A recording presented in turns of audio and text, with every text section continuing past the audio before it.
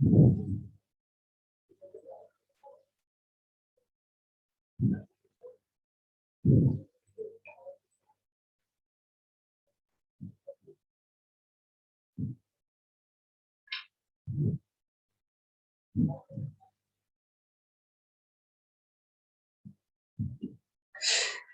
दिए थे बेटा लास्ट क्लास में? जे मीन्स कंप्लीट और ओटू के 1 to 10 है ना, 1 to 8। ठीक है, पहले तो कॉपी निकालो, लास्ट में कर लेंगे।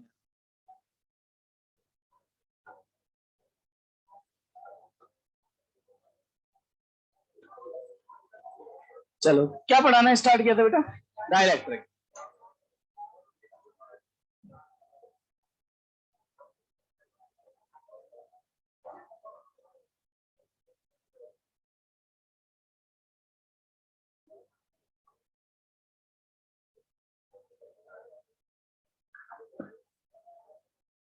आज कितनी क्लास थी? 3 या 2? भी दूसरी है, तीसरी? तीसरी कैसे हो गई? Second class? तो कहीं और करके आया होगा तीसरी क्लास। हाँ, चलो नेक्स्ट पर आते हैं। डाइलेक्ट्रिक की हम लोग बात कर रहे थे। देखो, हमने अभी कैपेसिटर में क्या क्या पढ़ा, अगर हम उसकी बात करें तो सबसे पहले हम लोगों ने देखा कि कैपेसिटर और कंडक्टर में क्या फर्क है। तो सबको समझ में आई बात है ना? कंडक्टर कोई भी मेटलिक सरफेस हो सकती है, वो कंडक्टिंग हो सकती है, लेकिन कैपेसिटर बनाने के लिए कितनी फेसेस की रिक्वायरमेंट होती है? 2 की। जहां जहां पर इलेक्ट्रिक फील्ड होगा, कैपेसिटर उस रीजन में अपनी एनर्जी को क्या करेगा? स्टोर करेगा। अगर हम बात करें किसी भी पैरेलल प्लेट कैपेसिटर की, तो पैरेलल प्लेट कैपेसिटर का कैपेसिटेंस कितना होता है? A epsilon naught upon D. A होता है area of the capacitor plate और डी होता है दोनों के बीच की सेपरेशन। सही बात है। फिर हम लोगों ने कैलकुलेट किया कि अगर दो कैपेसिटर सीरीज में हो, पैरेलल में हो, तो चार्ज कैसे कैलकुलेट करते हैं, सी इक्विवेलेंट कैसे निकालते हैं, वर्क डन बाय बैटरी की हम बात करते हैं, amount of energy stored across the capacitor. कितनी एनर्जी स्टोर होती है कैपेसिटर पे? Half C delta V square या क्यू स्क्वायर बाय 2c। सही बात है। Half C delta V square, ये कैसे निकालते हैं? यहाँ पे डेल्टा वी क्या है? Potential drop across the capacitor plate. और क्यू स्क्वायर बाय 2c में क्यू क्या है? Charge across the capacitor plate. सही बात है। क्लियर है यहाँ पे सबको? फिर मैंने एक पॉइंट भी लिखाया था कि अगर इनिशियली कैपेसिटर कंप्लीटली डिस्चार्ज है, तो जितना बैटरी वर्क करती है उसका आधा किसकी फॉर्म में स्टोर हो जाता है? पोटेंशियल एनर्जी की फॉर्म में, और बाकी रिमेनिंग हीट लॉस में चला जाता है। तो हमने एक फॉर्मूला लिखा था कि work done by the battery is equals to delta U plus delta H. ये हमारे पास आया था। सही है। अब हम बात कर रहे हैं कि किसी भी कैपेसिटर प्लेट में अगर मैं किसी डाइलेक्ट्रिक को इंसर्ट करूंगा, तो अब सबसे पहले दिमाग में डाइलेक्ट्रिक क्या है? तो डाइलेक्ट्रिक कोई भी मटेरियल हो सकता है। क्लियर है? वो पानी भी, सॉलिड भी हो सकता है, वो लिक्विड भी हो सकता है, वो गैस भी हो सकती है। मतलब अगर मैं बात करूं तो वो एयर भी हो सकता है, क्योंकि एयर का डाइलेक्ट्रिक कांस्टेंट कितना होता है? 1। वो पानी भी हो सकता है, पानी का डाइलेक्ट्रिक कांस्टेंट कितना होता है? 81। और वो कोई मेटल भी हो सकता है, क्योंकि मेटल का डाइलेक्ट्रिक कांस्टेंट कितना होता है? इनफाइनाइट। तो सॉलिड भी हो सकता है, वो लिक्विड भी हो सकता है, और वो गैस भी हो सकता है। क्लियर है? एयर भी हो सकता है। तो मान लेते हैं यहां पर मुझे कैपेसिटर दे रखा है, तो आपको शुरू से मैं पूरी कहानी हम लोग वही करते हैं कि हम क्या करते हैं, सबसे पहले मार्केट जाते हैं और क्या करते हैं? कैपेसिटर लाते हैं। तो मैं मार्केट गया, साहब ये कैपेसिटर लाया, विक्स की गोली लो, खिंच के दूर करो, ऐसा देखो। अरे अरे अरे, इतना प्यार रुलाएगा क्या?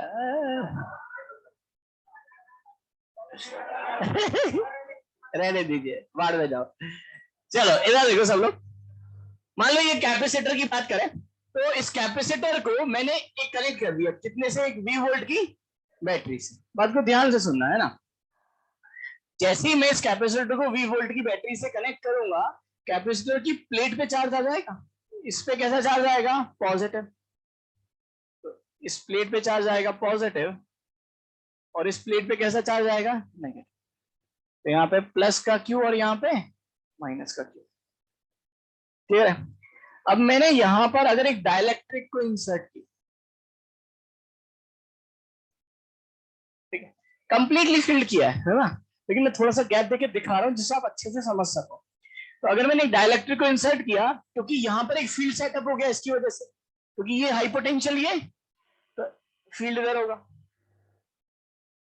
और इस फील्ड की वजह से ये जो डाइलेक्ट्रिक है जो अभी नॉन पोलर है वो कैसा हो जाएगा, पोलराइज्ड। पॉजिटिव अलग हो जाएंगे और नेगेटिव, पॉजिटिव कहां भागेंगे, इलेक्ट्रिक फील्ड की डायरेक्शन, यानी सब पॉजिटिव इधर आ जाएगा, नेगेटिव कहां भागेगा, इलेक्ट्रिक फील्ड के। और एक और फील्ड बन जाएगा जिसको हम क्या बोलते हैं, इंड्यूस्ड फील्ड, और इंड्यूस्ड फील्ड की डायरेक्शन कहां से कहां होगी, पॉजिटिव चार्ज से, ये बन गया। तो मैं ऐसे बोल सकता हूं कि हमने तो एक ही फील्ड लगाया था, लेकिन एक और फील्ड पैदा हो गया, जनरेट हो गया, किसकी वजह से, डाइपोल की वजह से, ब्रेक होने की वजह से, पॉजिटिव और नेगेटिव के अलग अलग होने की वजह से। तो अगर मैं आपसे बोलूं कि बताओ यार कि net field inside the dielectric material, E net कितना होगा, तो मैं क्या बोल सकता हूँ, दैट इज, इसको ई नॉट बोल देते हैं, that is E naught minus E induced. सही बात है। अब मुझे ये बताओ कि अगर मेरे पास दो चार्ज सिस्टम है, Q1 और Q2, दोनों के बीच की सेपरेशन कितनी है, R। अगर अभी ये एयर में रखे हुए हैं तो इनमें कितना फोर्स लगता है, बोलो। That is 1/4 pi epsilon naught Q1 Q2 by R square, that is in air. अगर मैं इसको किसी दूसरे मीडियम में डाल देता हूं, उठा के पानी में पटक दिया, तो कूलाम फोर्स तो चेंज, लेकिन नेट फोर्स तो चेंज हो जाता है। और net force in any medium is equal to force in air divided by, और के क्या होता है, डाइलेक्ट्रिक कांस्टेंट होता है ना। मैं ऐसे बोल सकता हूं, क्योंकि देखो फोर्स को क्या मैं Q इंटू ई लिख सकता हूं क्या, फोर्स को मैं Q इंटू ई लिख सकता हूं, चार्ज तो मीडियम पे डिपेंड। तो मैं ऐसे बोल सकता हूं जैसा रिलेशन फोर्स में आएगा इलेक्ट्रिक फील्ड में भी वैसा ही है। तो मैं ऐसे बोल सकता हूं क्या, कि net electric field in any medium that is field in air divided bye dielectric constant के। तो मैं यहां पर वापस आता हूं दोबारा से। अब मुझे बताओ कैपेसिटर प्लेट के बीच में नेट फील्ड कितना हुआ, that is E naught minus induce. और क्या मैं ई नेट को ई नॉट डिवाइडेड बाय के लिख सकता हूं क्या, लिख सकते हैं ना। अभी तो बताया कि जैसे ही मैं यहाँ का मीडियम चेंज करूंगा नेट फील्ड चेंज हो जाएगा, टोटल फील्ड। और नेट फील्ड कितना होगा, जितना पहले था डिवाइडेड बाय के। पहले कितना था, पहले तो सिर्फ एक ही फील्ड था, कौन सा, ई नॉट, तो that is E not divided bye के। सबको मेरी बात बढ़िया से समझ में आ रही है, that is equal to E naught minus E induced. क्या मैं यहां से ई इंड्यूस निकाल सकता हूं क्या, इंड्यूस कितना बनेगा बोलो, E naught minus E naught by के।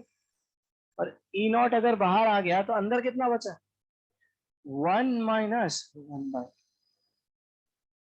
क्या है। सबको मेरी बात आई समझ में। तो अगर मुझसे कोई पूछे कि क्या आप इस इंड्यूस फील्ड को कैलकुलेट कर सकते हो, हम बोलेंगे बिल्कुल कर सकते हैं। हम इस इंड्यूस फील्ड को इस एक्सटर्नल फील्ड की फॉर्म में लिख सकते हैं, and the value of the induce field is E not into 1 - 1/। सबको मेरी बात क्लियर हो रही है, बहुत पूर्व टाइम।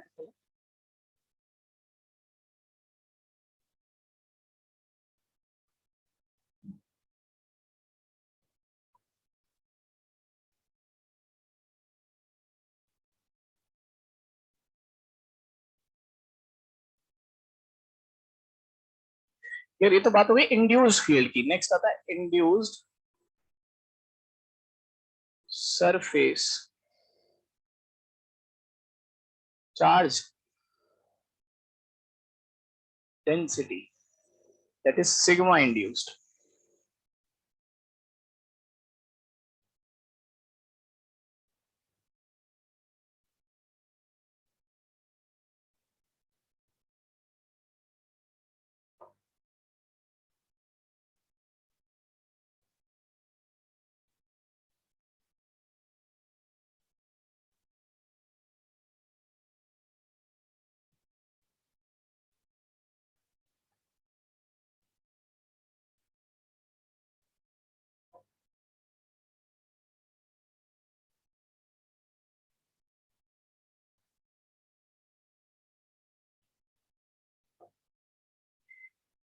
अच्छा यहाँ पे देखो, इस डायग्राम से आपको पूरी कहानी बहुत अच्छे से समझ में आ रही होगी, सब लोग इधर देखो।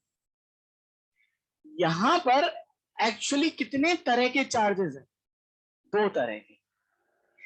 एक चार्ज, सब लोग इधर देखो फिर छपाई करेंगे, एक चार्ज जो है जो कैपेसिटर प्लेट पे है, और दूसरा चार्ज कैपेसिटर प्लेट पे नहीं है, कहां पर है? जो डाइलेक्ट्रिक मटेरियल आपने डाला है उसकी सरफेस पे। क्लियर है? एक ये वाला चार्ज है, ये तो किस पर है? Charge on capacitor plate. और एक ये वाला चार्ज है, यानी ये वाला चार्ज, ये किस पर है? Surface of dielectric slab. इस चार्ज को मैं बोलूंगा इंड्यूस्ड चार्ज। इस चार्ज को हम क्या नाम देते हैं? That is known as induced charge. तो यहां पे देखो मैंने एक वर्ड लिखा है, इंड्यूस्ड सरफेस चार्ज डेंसिटी। यानी मैं कौन से चार्जेस की डेंसिटी निकालना चाह रहा हूं? जो कैपेसिटर की सरफेस पर है, कैपेसिटर प्लेट पर है? नहीं, जो डाइलेक्ट्रिक स्लैब की सरफेस पर है। क्लियर है? अब वो मैं कैसे निकालूंगा? सब लोग इधर देखो, ई इंड्यूस का फॉर्मूला आ गया आपके पास, और ई इंड्यूस इज इक्वल टू कितना है बोलो? E not into 1 - 1/k। बिल्कुल। अब आते हैं, सब लोग इधर देखो, ये ई नॉट क्या है? सब लोग बात ध्यान सुनो। ई नॉट कैपेसिटर प्लेट के बीच में वो इलेक्ट्रिक फील्ड है जब हमने किसी डाइलेक्ट्रिक को इंसर्ट नहीं किया था। सब मेरी बात से एग्री कर रहे हैं? ई नॉट सबसे पुराना आदमी है। जब हमने कैपेसिटर प्लेट के बीच में किसी डाइलेक्ट्रिक को इंसर्ट नहीं किया था, तो क्या ई नॉट की वैल्यू आपको पता है क्या? ई नॉट को क्या मैं sigma naught by epsilon not लिख सकता हूं? आप लोग से 2 एप्सिलॉन नॉट लिखना चाहिए, बिल्कुल 2 लिखना चाहिए, लेकिन 2 बार आएगा। पॉजिटिव की वजह से अवे और नेगेटिव की वजह से टुवर्ड्स। तो sigma by 2 epsilon naught plus sigma naught by 2 epsilon naught, that is sigma naught by epsilon. What is sigma naught इस केस में? ये सरफेस चार्ज डेंसिटी है, किसकी? कैपेसिटर प्लेट की। दोबारा से बोल रहा हूं, सब हम ये जो फील्ड लिख रहे हैं ये तब की कहानी है जब डाइलेक्ट्रिक पैदा भी नहीं हुआ था। सही बात है, तो उसको भूल जाओ। तो ये कैपेसिटर प्लेट के बीच का फील्ड हो गया, और अगर ये कैपेसिटर प्लेट के बीच का फील्ड है, तो ये सिग्मा नॉट क्या डिनोट कर रहा होगा? Surface charge density on capacitor plate. Sigma not is surface charge density on capacitor plate. क्या मैं इसको यहां पे रख सकता हूं क्या? बोलो कितना? Sigma naught by epsilon not 1 - 1/। और क्या मैं ए इंड्यूस को sigma induced upon epsilon not लिख सकता हूं ना? अब तो कि सिमिलरली है, बिल्कुल एक जैसा ही है। ये उड़ गया, तो यहां से सिग्मा इंड्यूस्ड आ गया। And what is the value of sigma induced? That is sigma not 1 - 1। तो कोई हमसे बोले कि क्या आप ये जो चार्ज दिख रहा है, क्या आप इसकी सरफेस चार्ज डेंसिटी निकाल सकते हो? तो हम बोल सकते हैं बिल्कुल निकाल सकते हैं साहब। उसका आंसर आएगा that is sigma not into 1 - 1/k। बात को ध्यान से सुनना। अब कोई हमसे बोले नहीं नहीं यार, मुझे तो सरफेस चार्ज डेंसिटी चाहिए नहीं, मुझे तो चार्ज चाहिए बिल्कुल खड़ा, तो वो कैसे निकालेंगे? सिग्मा को चार्ज अपॉन एरिया लिखते हैं। तो अगर मैं यहां से लिखूंगा क्यू इंड्यूस्ड, तो सिग्मा को क्या लिख सकते हो? Q induced divided by is equal to, यहां पर क्या बनेगा? That is Q naught divided by A 1 - अब लेकिन यार थोड़ा सा पॉज मारते हैं। ये सिग्मा किसका है? Capacitor plate. तो यहां पर एरिया भी किसका आएगा? ये सिग्मा किसका है? डाइलेक्ट्रिक। तो यहां पर एरिया भी किसका आएगा? और क्योंकि हमने कंप्लीटली फिल किया है कैपेसिटर को डाइलेक्ट्रिक से, तो दोनों की एरिया की वैल्यू सेम हो, इसीलिए दोनों को सेम लिखा है। और अगर दोनों सेम होंगे तो ऑब्वियस ही बात है, ये क्या हो जाएगा? Cancel out. तो यहां से आएगा आपके पास that is Q induced is equals to, अब नोट करो बेटा, that is Q naught into 1 - 1/, where q naught is charge on capacitor plate.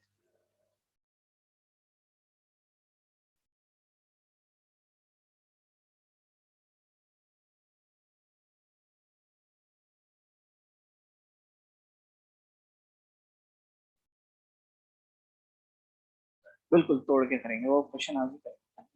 उसमें क्या करते हैं हम, एक इसको ब्रेक करके दो अलग अलग कैपेसिटर बना लेते हैं, एक में डाइलेक्ट्रिक होता है और एक में नहीं होता है, तो दोनों वो डिपेंड करता है कि दोनों पैरेलल में बनते हैं कि दोनों सीरीज में बनते हैं, डिपेंड करता है ना हमने कैसे फिल किया है, उस पर भी डिपेंड करेंगे।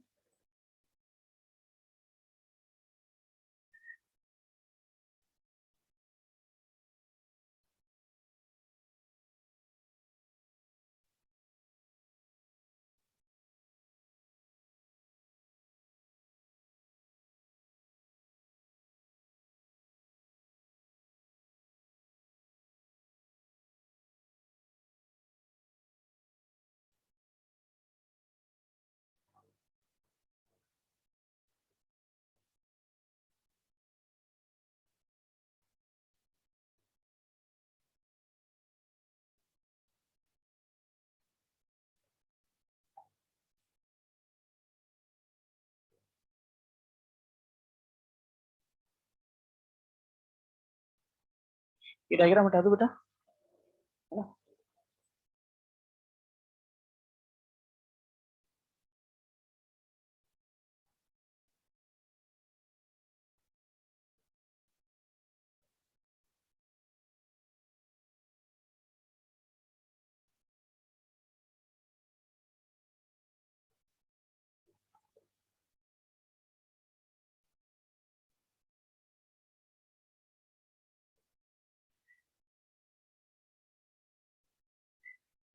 सबको मेरी बात आ रही है बेटा समझ में? तो अब तक कहानी में क्या क्या हुआ है ना, अभी तक सिंपल सी चीज है, जैसे ही हमने डाइलेक्ट्रिक को इंसर्ट किया बड़ा धमाका हुआ, पॉजिटिव अलग हो गया नेगेटिव, और एक और इलेक्ट्रिक फील्ड जनरेट हो गया जिसको हम क्या बोलते हैं, इंड्यूस इलेक्ट्रिक फील्ड। हम चाहे तो उस इंड्यूस इलेक्ट्रिक फील्ड की वैल्यू को कैलकुलेट कर सकते हैं, and the value of the induce electric field is equal to E naught into 1 minus 1 by K. What is K? K is dielectric constant. के को हम एक और नाम बोलते हैं, है ना, K is equal to epsilon R, जिसको हम क्या बोलते हैं, relative permittivity.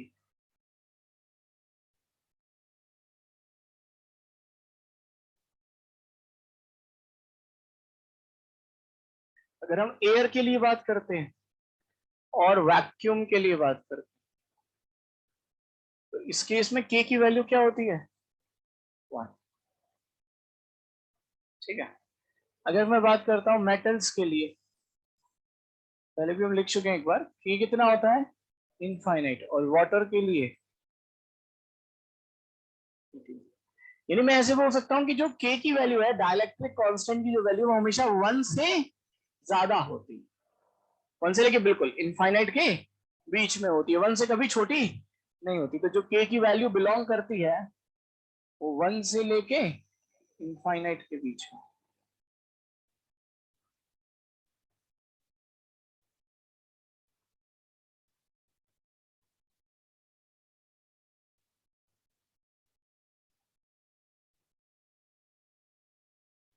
Next point, effect on capacitance due to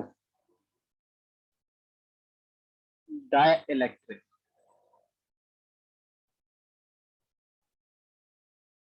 किसी भी डाइलेक्ट्रिक की वजह से कैपेसिटेंस पे कितना इफेक्ट आएगा हम उसकी बात करेंगे, है ना। नोट कर रहे हैं तो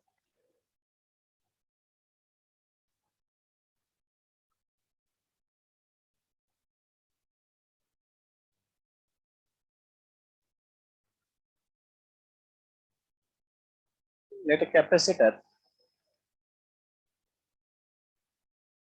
is completely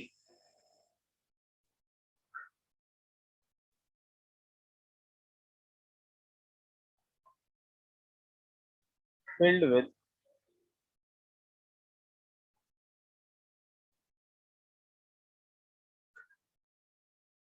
dielectric।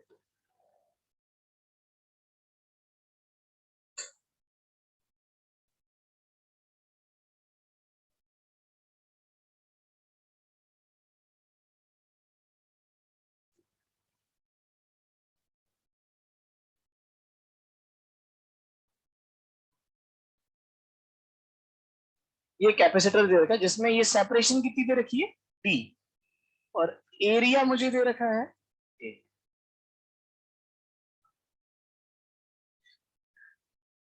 यहाँ तक सबको बात आई समझ में?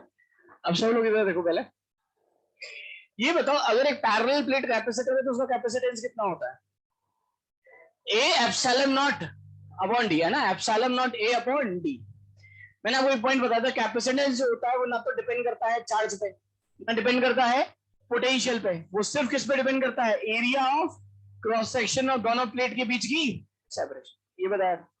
एक और चीज पे करता है, वो इन दोनों के बीच में आप क्या भर रहे हो उस पे, यानी डाइलेक्ट्रिक पे, इस पे डिपेंड करता है, डाइलेक्ट्रिक पे। क्लियर है?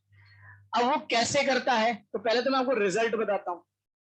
रिजल्ट ये है कि अगर मैं किसी भी कैपेसिटर के बीच के मीडियम को अगर किसी डाइलेक्ट्रिक कांस्टेंट से भर देता हूं, तो जो उसका कैपेसिटेंस होता है वो k टाइम्स से इंक्रीज हो जाता है। कितने टाइम से? k, मतलब पहले जो कैपेसिटेंस था epsilon naught a upon d, अब हो जाएगा k into epsilon naught a upon d। तो कैपेसिटेंस क्या हो गया? बढ़ गया। क्या हो गया? बढ़ गया, क्योंकि k की वैल्यू 1 से ज्यादा होती। क्लियर है? अब वो कैसे आता है पहले उसको देखते हैं।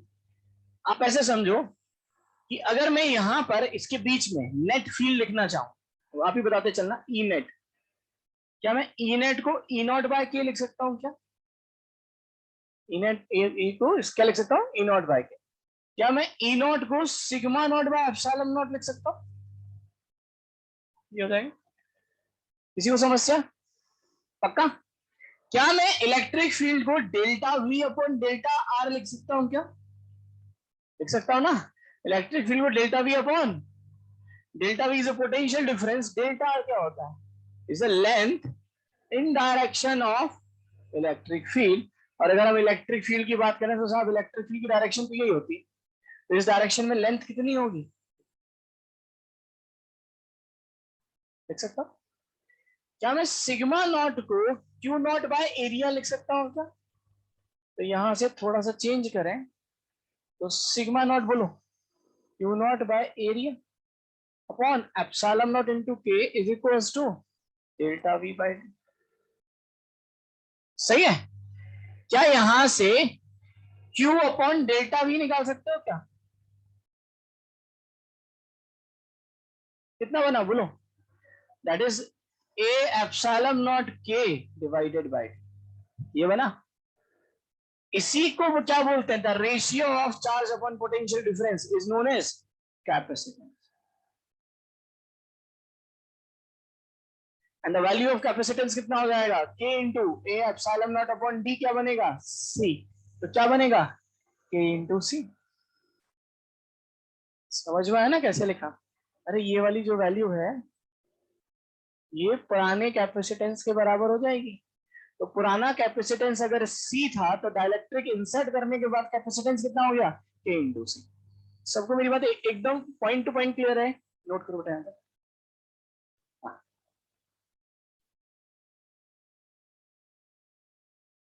मन माइक्रो फेराडे नहीं बोला, 1 फेराडे है। लेकिन आप ऐसा समझो, हाँ बिल्कुल, देखो इन्होंने एक चीज बोली कि सर इधर देखो सब लोग, बड़ा बढ़िया क्वेश्चन है और उसका आंसर सुनना है ना। सब लोग देखो, इसने बड़ा अच्छा भी क्वेश्चन पूछा है। इसने बोला कि सर अभी आपने बोला कि अगर मैं डाइलेक्ट्रिक मटेरियल फिल कर दूंगा तो कैपेसिटेंस कितना हो जाएगा? K इंटू सी। अगर मैं यहाँ पे डाइलेक्ट्रिक मेटल भर दूं तो मेटल का K कितना होता है? इनफाइनाइट। तो कैपेसिटेंस कितना हो जाएगा? इनफाइनाइट इंटू सी। कितना हो जाएगा? इनफाइनाइट। और आपने बोला था कि सर जो किसी कोई भी कैपेसिटर हो उसका कैपेसिटेंस जो है वो अर्थ के कैपेसिटेंस से ज्यादा, यानी माइक्रोफेराडे से ज्यादा नहीं हो सकता, लेकिन यहाँ पे तो इनफाइनाइट आ रहा है। बिल्कुल आ रहा है, ठीक है, इनफाइनाइट कैपेसिटेंस भी आ जाएगा। लेकिन आप जैसे ही इसको बैटरी से कनेक्ट करोगे, क्लियर है, तो साहब ये बताओ कि क्या ये इतनी एनर्जी इतने चार्ज को कंटेन कर पाएगा? क्या नहीं कर पाएगा। तो आप इसको फिजिकली कभी बना नहीं सकते, क्योंकि डिवाइस बनाने का मतलब है कि वो ऑपरेटिव हो। मैंने एक कार डिजाइन की लेकिन वो कार कभी चल नहीं सकती, तो साहब वो कार का कोई मतलब नहीं, ठीक है। सिमिलरली अगर मैं कैपेसिटर बना रहा हूं और उसका कैपेसिटेंस आपके हिसाब से इनफाइनाइट आ रहा है, बिल्कुल आ रहा है, मैं एग्री कर रहा हूं, लेकिन क्या वो हमारे यूटिलाइजेशन का है? क्या नहीं, वो कैपेसिटेंस कहलाएगा ही नहीं जब तक वो एनर्जी को स्टोर नहीं करेगा। और हम उसके अक्रॉस अगर 1 वोल्ट की बैटरी भी लगाएंगे क्योंकि उसका कैपेसिटेंस कितना है, इनफाइनाइट। कितनी एनर्जी स्टोर करेगा वो, इनफाइनाइट। इतनी एनर्जी वो स्टोर कर नहीं सकता, उसकी औकात नहीं है। उसके जो मटेरियल है, प्लेट फ्लूट तार वार सब उसके जल जाएंगे, खराब हो जाएंगे हमारे डिवाइस। तो हम चाह के भी ऐसी डिवाइस नहीं बना सकते, स्पार्किंग हो जाएगी सब जगह। क्लियर है सबको? नोट करो बताया था।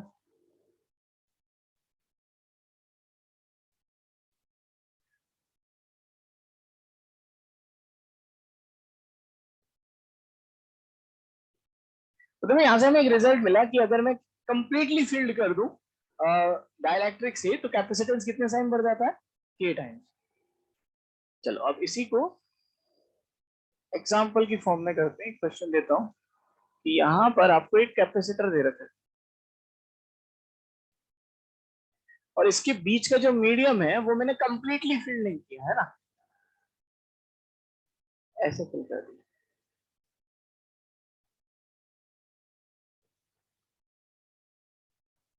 और इसकी थिकनेस आपको दे रखी, ये एक डाइलेक्ट्रिक है, इसकी थिकनेस कितनी है, टी, और डाइलेक्ट्रिक कांस्टेंट कितना है, के। कैपेसिटर का प्लेट एरिया आपको दे रखा है ए, और ये जो सेपरेशन दे रखी है ये दे रखी है टी।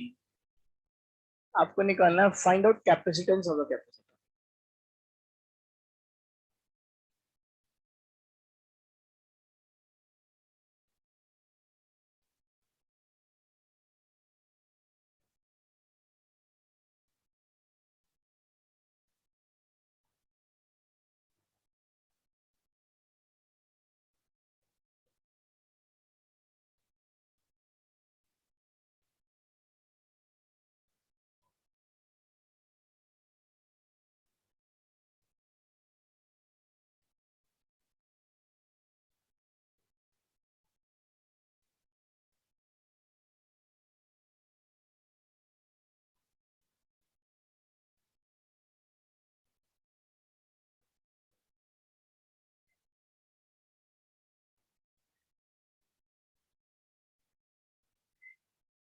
यहाँ तो सबको बात आ रही है समझ में?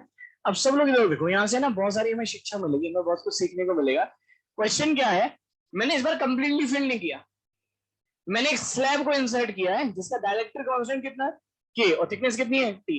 लेकिन सबसे बड़ी समस्या है कहाँ इंसर्ट किया ये भी नहीं बताया। मतलब ये लोकेशन जो है ना, ये इससे सट के है, इधर है, बीच में है, इस साइड है, वो नहीं दे रखा। तो इसको हम कैसे सॉल्व करें, बता सकते हो क्या? इसकी इस साइड भी क्या है, एयर, और इस साइड भी क्या है, एयर। तो मेरे दिमाग में आ रहा है एक काम करें, मुझे तीन कैपेसिटर दिखाई दे रहे हैं, मैं इसको ब्रेक करके कितने कैपेसिटर बना सकता हूँ, तीन। कौन कौन से, एक तो ये वाला, एक ये वाला, और एक ये वाला। तो अगर मैं चाहूं तो इसको तीन कैपेसिटर बना सकता हूँ। ये तीनों कैपेसिटर सीरीज में होंगे कि पैरेलल में, सीरीज में। पैरेलल में तो तब होते जब इनके अक्रॉस पोटेंशियल ड्रॉप क्या होता है, सेम होता, टर्मिनल का वोल्टेज सेम होता। टर्मिनल तो ये क्लियर है, तीनों किसमें होंगे, सीरीज में। और अगर तीनों सीरीज में है तो एक काम करते हैं, तीनों का कैपेसिटेंस निकाल लेते हैं। और सी इक्विवेलेंट कैसे निकालेंगे, 1/C equivalent equals to 1/C1 plus 1/C2 plus 1/C3। लेकिन सबसे बड़ी समस्या ये है कि कितनी दूरी पर है ये भी नहीं पता। तो मान लेते हैं ये कितनी दूरी पर है, x। ऑब्वियस सी बात है, क्वेश्चन में x तो दे नहीं रखा, तो हमें यहां से ये भी पता चल जाएगा कि हम डाइलेक्ट्रिक को कहीं पर भी इंसर्ट करें उससे कैपेसिटेंस पे कोई फर्क नहीं पड़ता, वो एक्चुअली इस x पर डिपेंड ही नहीं करता। कैलकुलेट करते हैं, जैसे मान लो इसका कैपेसिटेंस मैं बोल रहा हूँ C1, इसका C2 और इसका C3। क्या C1 बता सकते हो क्या, C1 क्या लिखोगे, C होता है epsilon naught A upon D, तो this is epsilon not. Area कितना आएगा, ए ही आएगा, एरिया में फर्क नहीं पड़ेगा क्योंकि इसके लिए प्लेट एरिया, इसके लिए प्लेट एरिया और इसके लिए प्लेट एरिया सेम। लेकिन डी में फर्क पड़ेगा, कितना होगा, x। क्या C2 निकाल सकते हो क्या, C2 हो जाएगा एप्सिलॉन, अच्छा के epsilon naught A upon D की जगह कितना आएगा, T। और C3 बता सकते हो क्या, बिल्कुल ये वाली सेपरेशन निकालोगे तो ये कितना बनेगा, that is D minus x minus t. तो C3 निकालोगे तो आपके पास आएगा that is epsilon naught A upon D minus x minus t. आ गया।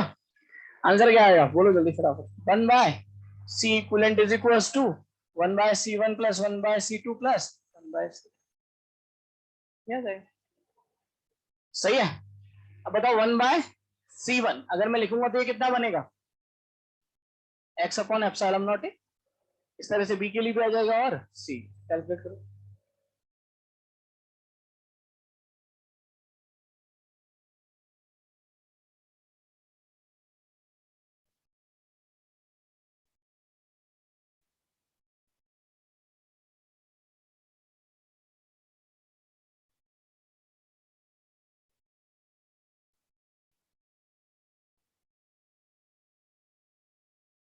अगर आप C2 के लिए देखोगे ना तो कितना बनेगा बेटा? t upon k epsilon naught ए। और C3 के लिए d minus x minus T upon ये बन। सही है। यहां से एलसीएम लोगे तो क्या बाहर आ जाएगा? एप्सिलॉन नॉट ए बाहर आ जाएगा। आ जाएगा ना। यहां पर क्या बचेगा? x प्लस यहां पर p बाय के और यहां पर d माइनस एक्स माइनस।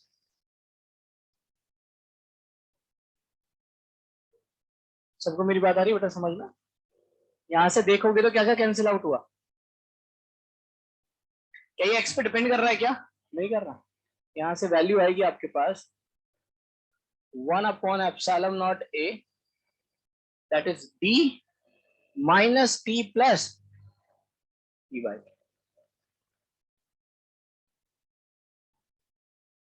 बता सकते हो बेटा कैपेसिटेंस कितना हो जाएगा? सी इक्विवेलेंट कितना है उसका उल्टा कर दूं? That is epsilon naught A upon D minus t plus t by. ये आएगा।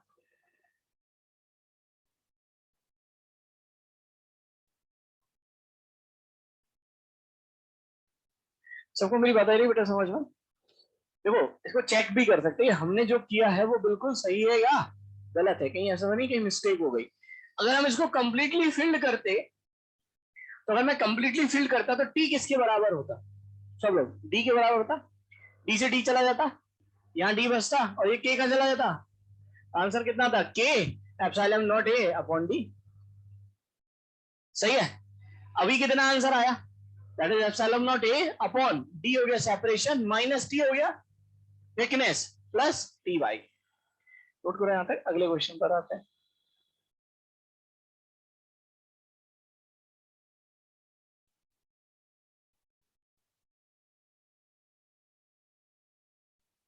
चलो थोड़ा सा इसको और चेंज करते हैं। अभी हमने कितनी स्लैब को इंसर्ट कराया? एक। और हम बहुत सारी स्लैब की बात करें। मान लो यहाँ पर n number of slab.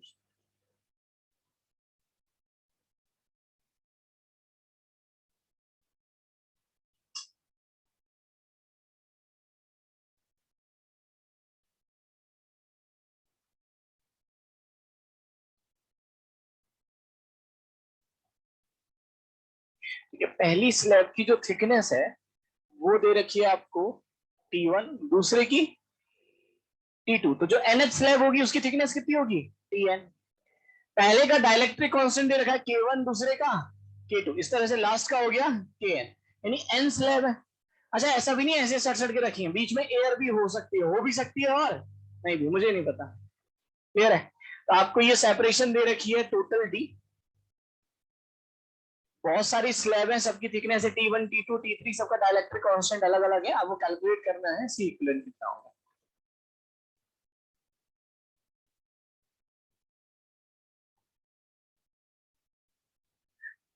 Find out the value of C equivalent.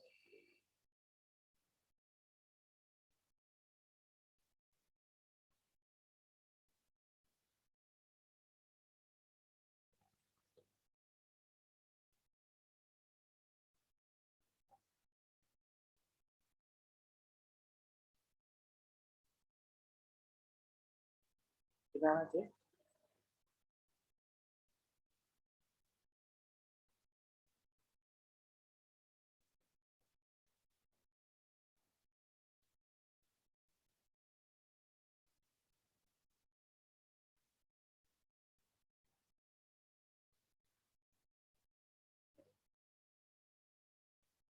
ये करेंगे, इधर देखो सब लोग, इसमें ना सॉल्व करके भी निकाल सकते हैं, ऐसा कुछ नहीं है, बहुत आसान है सॉल्व करके कैलकुलेट करना, लेकिन हम थोड़ा सा स्मार्ट वे में काम करें। जैसे अगर मैं पुराने रिजल्ट से कंपेयर करूं तो उसको लिखता हूं। देखो सी इक्विवेलेंट लिखना है, पुराने रिजल्ट पर आते हैं, कितना आंसर आया मेरा, एप्सिलॉन नॉट ए, तो ये वो तो यहां पर भी आए, अपॉन डी क्या है, separation between the conducting plates, तो यहां पर भी डी आएगा। यहां पर माइनस क्या किया, थिकनेस ऑफ द प्लेट, कितनी प्लेट थी, एक थी, तो एक की थिकनेस को माइनस की, यहाँ पर कितनी है, और अगर यहाँ पर n नंबर ऑफ प्लेट्स हैं तो सबको माइनस कर देंगे, तो माइनस का T1 plus T2 plus T3 up to T1। फिर हमने क्या किया, प्लस किया किसको, T बाय के, जिसकी थिकनेस उसी का डाइलेक्ट्रिक कांस्टेंट, उसी का के, तो सब T1 का plus T1 upon plus T2 upon K2 ऐसे चलता जाएगा अप टू Tn अपॉन, यानी मैं इसको अगर ऐसे लिखना चाहूं तो ऐसे लिख सकता हूं ना, that is C equivalent is equals to, थोड़ा सा छोटा कर देते हैं इसको, that is epsilon naught A upon D minus, क्या मैं इसको समेशन ऑफ टी लिख सकता हूं, और क्या मैं इसको प्लस का समेशन ऑफ टी बाई के लिख, क्या है,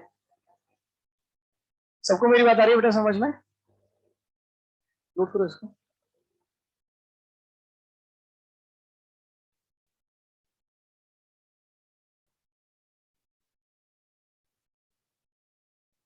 और इसी में एक केस लिख देते हैं,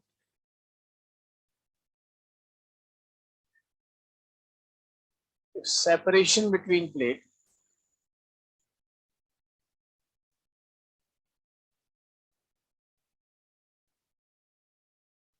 is completely filled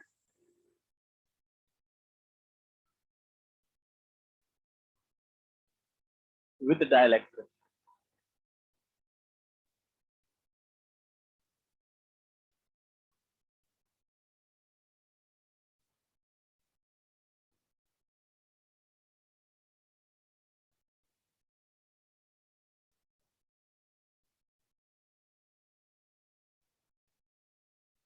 बता सकते हो उसमें क्या चेंजेस होंगे, अगर मान लो यहाँ कहीं एयर वेयर नहीं होती, मतलब मैं ऐसे बोल सकता हूँ कि जो डाइलेक्ट्रिक है ना उससे हमने सारा प्लेस भर दिया, तो क्या फर्क होगा, मैं ऐसे बोल सकता हूँ क्या कि जो summation of T1 plus T2 plus T3 up to T है ना, ये किसके बराबर हो जाएगा, डी के बराबर, तो मैं बोल सकता हूँ ऐसा अगर हो या साहब, तो जो समेशन ऑफ टी है वो किसके बराबर हो जाए, डी,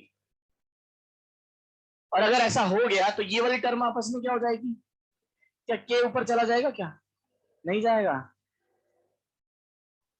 ये के ऐसा कॉमन आके नहीं चला जाएगा भाई साहब, ये summation of T1 upon K1 plus T2 upon, तो ये वाली टर्म है, तो बचेगा क्या आपके पास, आपके पास जो सी इक्विवेलेंट आएगा ना वो आएगा epsilon naught A upon T1 upon K1 plus T2 upon K2 up to, ये आंसर।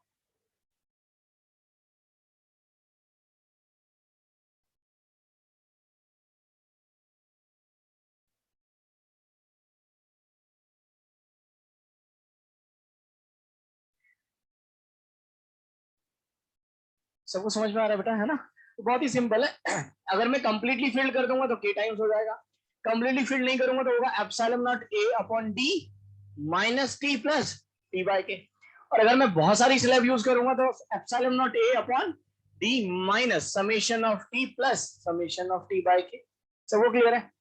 अब थोड़ा सा और चेंज करते हैं, देखो अभी तक मैंने जितने भी क्वेश्चन कराए ना उसमें एरिया सब में सेम था, अब थोड़ा सा चेंज कर रहे हैं, नोट करो बेटा यहाँ तक पहले, और इस क्वेश्चन की बात करें,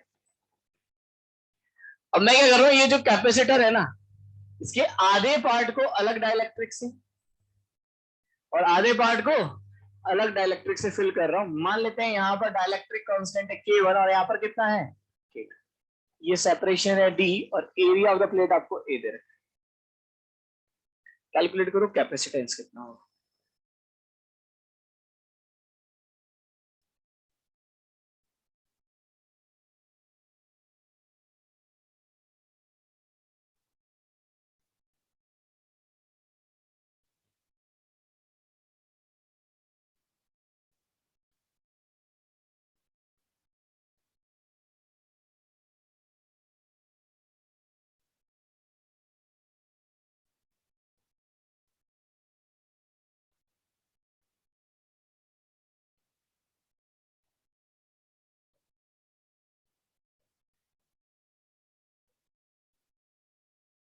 तो कैसे सॉल्व करेंगे? यहां पर मैं ऐसे कर सकता हूं क्या कि देखो यहाँ पे दो अलग अलग मीडियम फिल कर दिए, तो ऑब्वियसली बात है मैं इसको एक कैपेसिटर की तरह ट्रीट नहीं कर सकता। क्या मैं इसको ब्रेक कर सकता हूँ क्या दो कैपेसिटर में, इस ऊपर वाले को एक अलग कैपेसिटर और नीचे वाले को एक? और अगर मैं इसको दो कैपेसिटर में ब्रेक करूंगा तो ये मुझे बताओ दोनों सीरीज में आएंगे कि पैरेलल में? क्यों? पोटेंशियल ड्रॉप सेम है, टर्मिनल सेम। अगर यहाँ V1 है यहाँ V2 है तो that is V1 minus V2 और इसके अक्रॉस भी V1 माइनस V2। सही है। तो एक्चुअली अगर मैं इसको ब्रेक करूंगा ना तो ये दो कैपेसिटर बन जाएंगे अलग अलग इस तरह से। सही है। इसमें जो डाइलेक्ट्रिक फिल होगा उसका डाइलेक्ट्रिक कांस्टेंट कितना होगा? K1। और इसमें जो डाइलेक्ट्रिक फिल होगा उसका डाइलेक्ट्रिक कांस्टेंट कितना होगा? K2। अब कैसे कैलकुलेट करेंगे बात को ध्यान से समझना है ना। आप कैलकुलेट कर लोगे लेकिन मैं आपको एक सिंपल सा इजी तरीका बताऊंगा जिससे आपकी कैलकुलेशन कम होगी और कभी गलत होने के चांसेस नहीं होंगे। जैसे कि अगर मान लो यहाँ पे मैंने K1 भर दिया यहाँ पर K2, इसको मैं कितने कैपेसिटर में तोड़ रहा हूँ? दो में। तो एक काम करो, अभी क्या करो, ये डाइलेक्ट्रिक हटा दो। बिना डाइलेक्ट्रिक के इतने पोर्शन का ये वाला जो इतने पोर्शन का बिना डाइलेक्ट्रिक के कैपेसिटेंस बताओ। अगर मैं इसका बिना इलेक्ट्रिक के लिखता डाइलेक्ट्रिक लिखता तो कितना होता? Epsilon naught. ए की जगह कितना होता? A/2। क्यों A/2? आधा एल है, आधी प्लेट है, लेकिन डी तो सेम रहता ना, तो इसको मैं मान लेता हूं C। क्लियर है? तो अगर इतने एरिया का बिना डाइलेक्ट्रिक के कैपेसिटेंस C है तो विद डाइलेक्ट्रिक कितना हो जाता? K इंटू सी, यानी K1 इंटू सी। अगर मैं इसकी बात करता तो इसका बिना डाइलेक्ट्रिक कैपेसिटेंस कितना होता? C। विद डाइलेक्ट्रिक कितना होता? K2 into C. और दोनों अगर पैरेलल में है तो C इक्विवेलेंट निकाल सकते हो, C1 C2 upon C1 plus C2 that is K1 C। Sorry, हाँ बिल्कुल पैरेलल में सीरीज वाला फॉर्मूला लगे है ना, जुड़ जाएंगे। Thank you. तो K1C प्लस K2C, तो कितना बनेगा ये आपके पास? That is K1 plus K2 into C, और सी की वैल्यू हम यहां से लिख सकते हैं, that is epsilon naught A upon 2। ये आंसर है। सबको मेरी बात आ रही है बेटा समझ में? नोट करो इसको।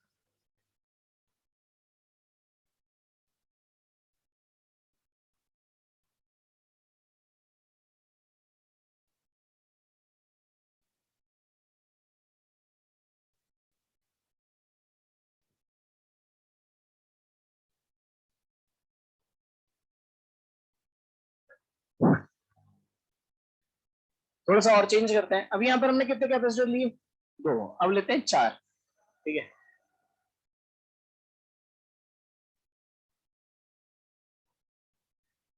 और इसको जो फिल कर रहे हैं ना वो कुछ इस तरह से कर, यहाँ पर मान लो कैपेसिटेंस के, यहाँ पर 2K, मतलब कैपेसिटेंस बोलो डाइलेक्ट्रिक, यहाँ पर 3K और यहाँ पर 4।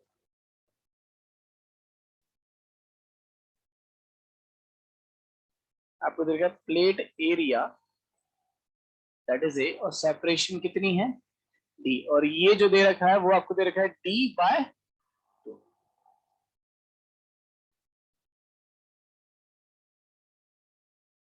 अब कितने कैपेसिटर में ब्रेक करोगे? अच्छा, बहुत लोचा है भाई, है ना।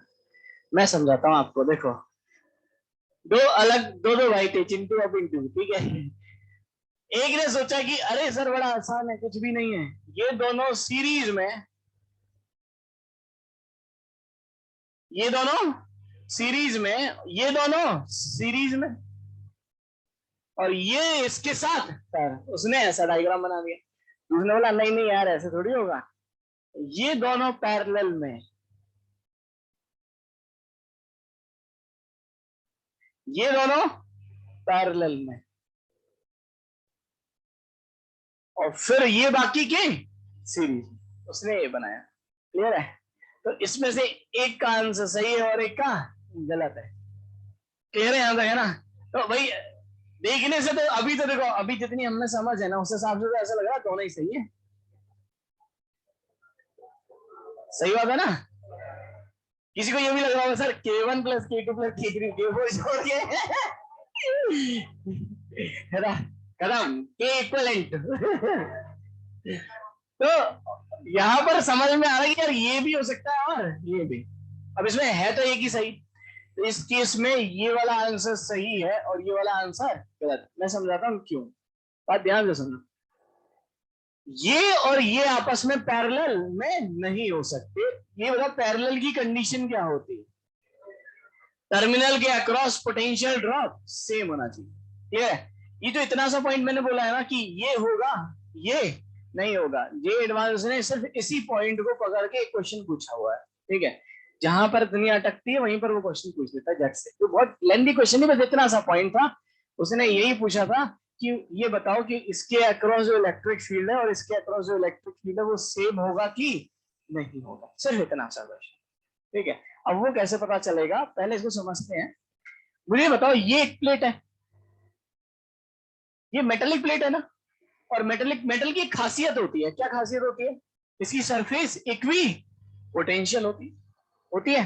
तो मैं ऐसे बोल सकता हूं क्या कि जितना पोटेंशियल, सपोज यहाँ का पोटेंशियल अगर V1 है तो यहाँ का पोटेंशियल भी V1 होगा, पक्का, क्योंकि मेटल है। यहाँ पर ये भी एक मेटेलिक प्लेट है, तो इसकी सरफेस भी इक्वी पोटेंशियल होगी। यहाँ का पोटेंशियल अगर V2 है तो यहाँ का पोटेंशियल भी V2 होगा।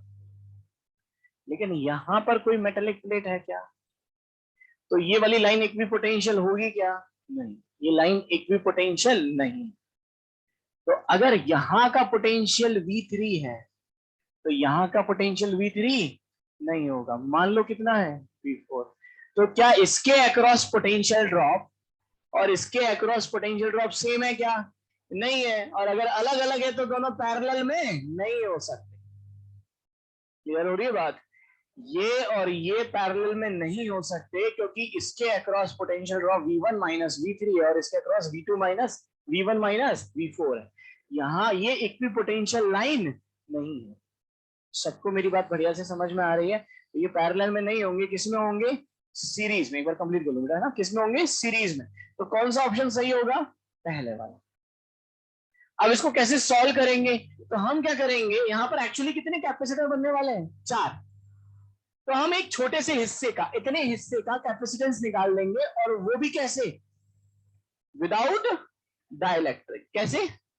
Without dielectric. मुझे बता सकते हो विदाउट डाइलेक्ट्रिक इतने का कैपेसिटेंस कितना होगा? Epsilon naught A/2 upon D/2 होगा ना। ये 2 से 2 हो गया, कितना हुआ? Epsilon naught A upon D होगा। अरे के को मारो बोली, मैं क्या बोल रहा हूँ? विदाउट डाइलेक्ट्रिक कैपेसिटेंस निकाल दो। यही तो कर रहे थे उधर भी। विदाउट डाइलेक्ट्रिक पहले अगर मैंने निकाला, दिखाना ना मैंने पहले विदाउट। एरिया कितना हो जाएगा? A/4 कैसे हो जाएगा? प्लेट का एरिया लेना है भाई, वॉल्यूम नहीं लेना है। नशेबाजी थोड़ी कम, ठीक है। अरे वॉल्यूम थोड़ी लेना बेटा, एरिया लेना है। आप ऐसे समझो, यहां पर अगर ये टोटल एरिया ए है तो ये कितना हुआ, और ये भी कितना हुआ? A/2। तो that is epsilon naught A/2 upon separation कितनी है? D/2। ये कैंसिल आउट हुआ, कितना हुआ? Epsilon naught A upon D। तो अगर मैं इसको डिवाइड करूंगा, अब मुझे बताते चलो, ये दोनों कैपेसिटर किस में बनेंगे? सीरीज। ये दोनों किस में बनेंगे? सीरीज में। और इन दोनों का जो रिजल्टेंट है वो किस में बनेगा? अगर इसका कैपेसिटेंस विदाउट डाइलेक्ट्रिक C के बराबर है तो विद डाइलेक्ट्रिक कितना होगा? Kc। इसका 2Kc, इसका 3Kc, और इसका। सबको समझ में आया? सॉल्व करके आंसर बताओ फटाफट। हाँ बेटा, हाँ बताओ।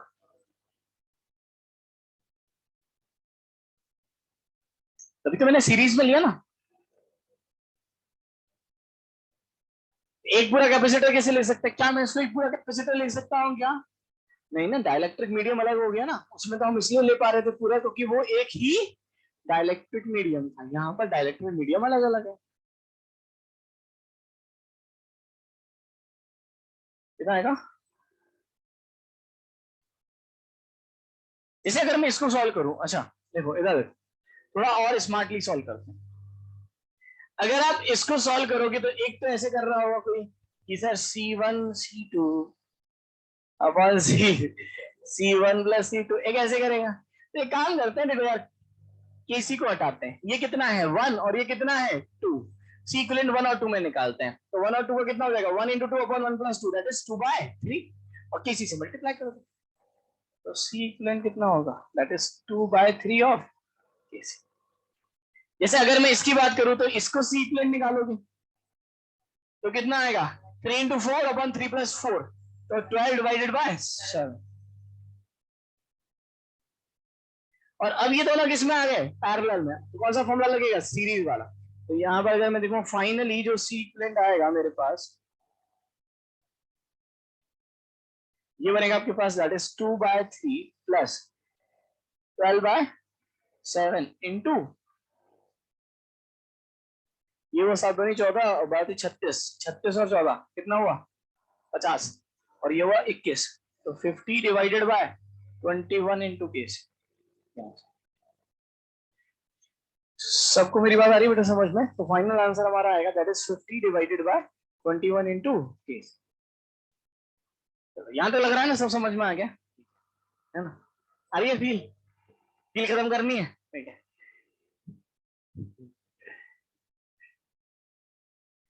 मैं मौत चाहती हूँ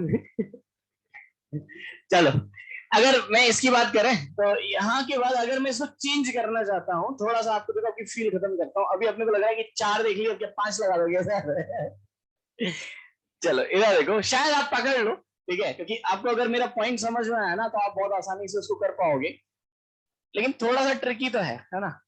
मैंने क्या किया, थोड़ी सी होशियारी दिखाई, अब यहाँ पर इस तरह से फिल कर दिया, यहाँ पर के, यहाँ पर 2K और यहाँ पर 3K। अब मुझे बताओ क्या होगा,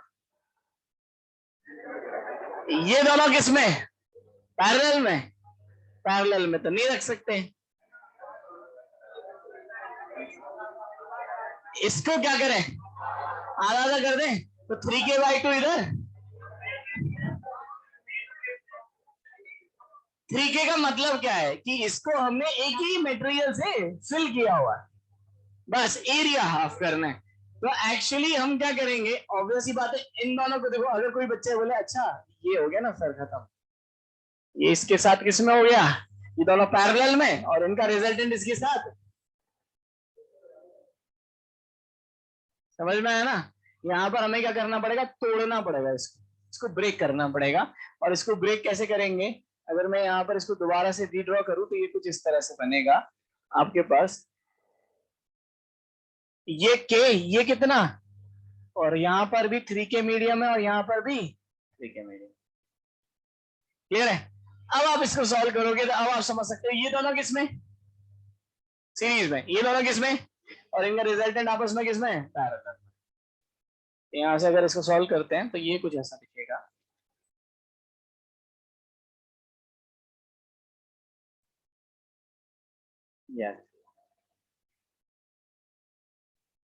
तो दैट इज KC, ये कितना बनेगा 3KC, दैट इज 2KC और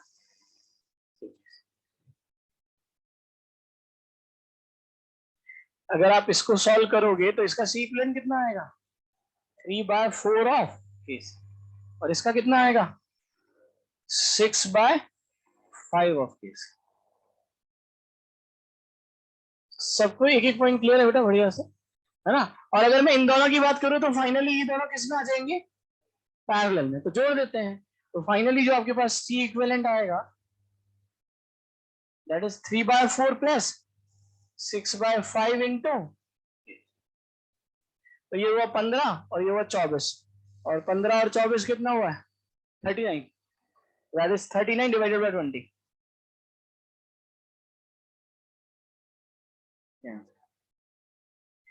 सबको समझ में आ रहा है यहाँ पर, ठीक है। और C की वैल्यू कितनी हो जाएगी, C क्या हो जाएगा, इतने से पार्ट को विदाउट अ डाइलेक्ट्रिक फिल कर दो, तो C is equals to epsilon naught A/2 upon ये जो बना आपके पास that is 39 divided by 20 that is K into C बोलो epsilon naught A upon D. सही है, आगे फील खत्म करें इसको। ठीक है, चलो एक क्वेश्चन करते हैं, इसमें बहुत दिमाग लगेगा। ठीक है, अटेम्प्ट करने को दे रहा हूँ तो सब लोग बढ़िया से अटेम्प्ट करें। इसको बता देता हूँ, लिखो लिखो।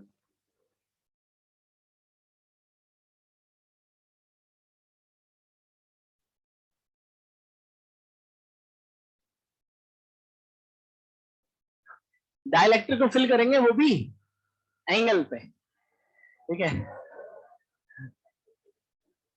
हाँ वेरिएबल तो आसान है, वेरिएबल में तो कुछ नहीं, इंटीग्रेट करना है ना। हम डाइलेक्ट्रिक को फिल करेंगे वो भी किस पे, एंगल पे। अभी तो सीधे सीधे फिल कर रहे हैं, है ना। इंटीग्रेट ही करना पड़ेगा लेकिन उसमें थोड़ा दिमाग ज्यादा लगेगा। ये लेटर तो बेटा लिख लिया क्या, हो गया।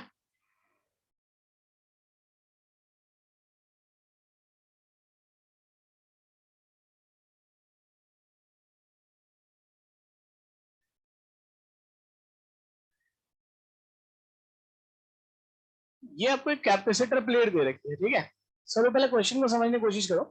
कैपेसिटर को ऐसे रखा हुआ है ना, ये प्लेट हो गई, ये दोनों क्या हो गए, इसके हाथ, हाथ हो गए ना, क्या हो गया, टर्मिनल्स। और अगर ये टर्मिनल है तो मैंने डायलैक्ट्रिक को इस तरह से फिल किया हुआ है यहाँ पे। ठीक है, यहाँ पर जो डायलैक्ट्रिक है उसका डायलैक्ट्रिक कांस्टेंट है K1 और यहाँ पर कितना है K2। ये क्वेश्चन एससीबी में भी दे रखा है, ये क्वेश्चन एरोडोव में भी दे रखा है, और उसके बाद ये जेई मेंस में डायरेक्टली पूछ लिया और आप सॉल्व करोगे। तो मैंने आपको बताया ना, जेई मेंस वाले को पता नहीं है कुछ, एडवांस वाले इस क्वेश्चन को उठाने से डरते हैं, और जेई मेंस वाले ने ये क्वेश्चन उठा लिया। उसके चाचा परदादा सब लग जाए ना तो भी उनसे क्वेश्चन सॉल्व नहीं होगा। ठीक है, अच्छा क्वेश्चन है, इज्जत वाला क्वेश्चन है, जेई मेंस ने पूछ लिया कि बता दो। ठीक है, तो ऑब्वियस सी बात है कि हो सकता है कि जिसको जिसने मान लो कि कभी वो क्वेश्चन देखा हो, उसको उसका रिजल्ट याद हो, तो वो तो डायरेक्टली अटेम्प्ट कर सकता था। लेकिन ऑब्वियस सी बात है कि जेई मेंस में 2 मिनट में 3 मिनट में ये क्वेश्चन सॉल्व नहीं होगा, पहली बार अगर हम करेंगे तो यहाँ पर K1 K2 ये डायलेक्ट्रिक दे रखा है, इस कैपेसिटर की लेंथ आपको दे रखी है L, आपको जो प्लेट है ना उसकी विड्थ दे रखी है, विड्थ ऑफ द प्लेट ये दे रखी है B, और ये जो सेपरेशन है ये है D। आपको कैलकुलेट करना है, find out capacitance of the given capacitor.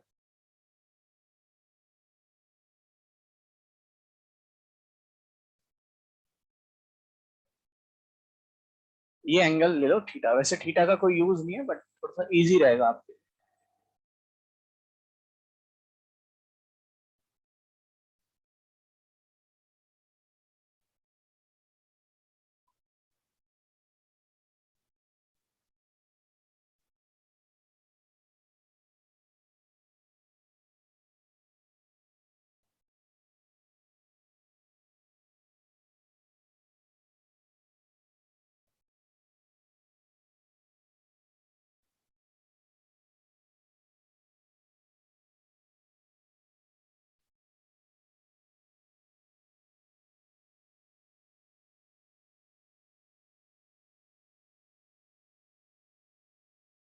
Find out capacitance of the given capacitor.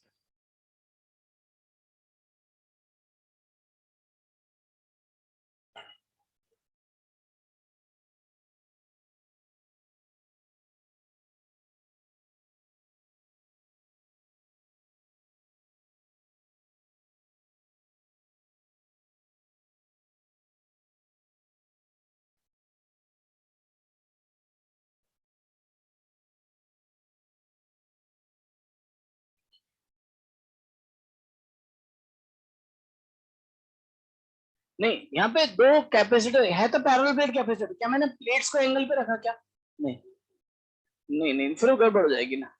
ठीक है,